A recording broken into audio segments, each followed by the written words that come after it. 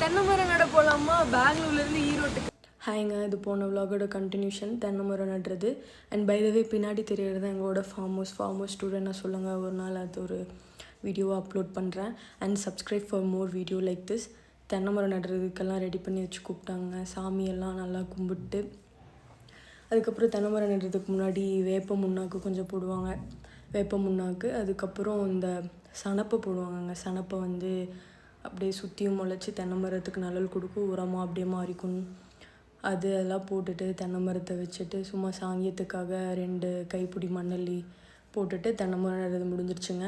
And நான் போன வீடியோவில் சொல்லியிருந்திருப்பேன், ஒரு வித்தியாச விலங்கு பிடிச்சோம் கீரி பிடிக்கிற கூண்டில் அப்படின்ட்டு.